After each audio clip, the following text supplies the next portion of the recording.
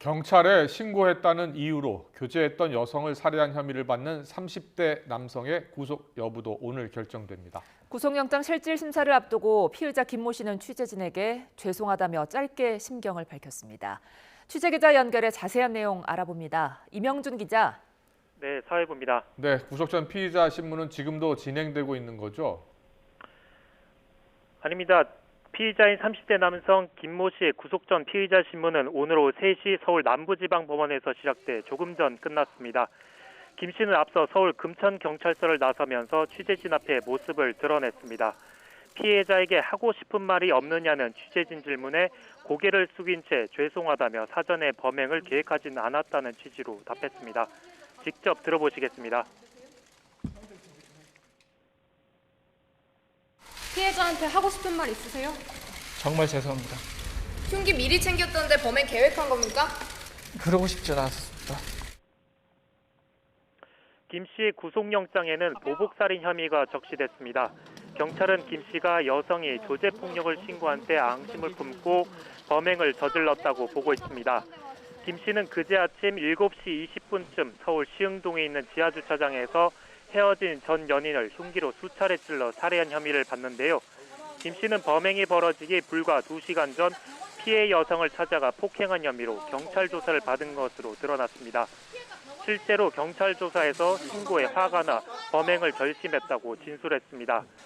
보복살인은 법원에서 인정되면 최소 징역 10년 이상이 선고돼 징역 5년 이상인 일반 살인죄보다 형량이 훨씬 무겁습니다.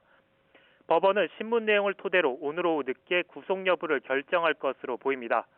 경찰은 또 조만간 신상공개위원회를 열어 김 씨의 신상을 공개할지 결론 내릴 예정입니다.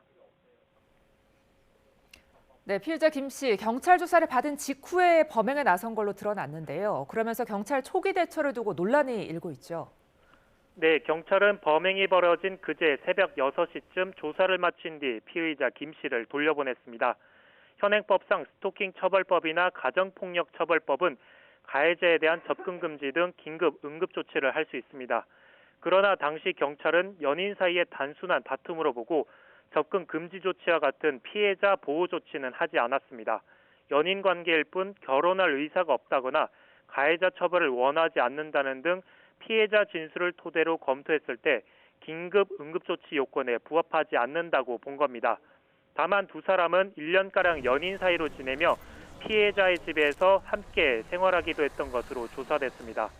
그러다 범행 나흘 전쯤 피해 여성이 이별을 통보했는데 김 씨는 다시 만날 것을 강요하며 피해자 집에 찾아가 비밀번호를 바꾸거나 피해자를 때렸던 것으로 드러났습니다.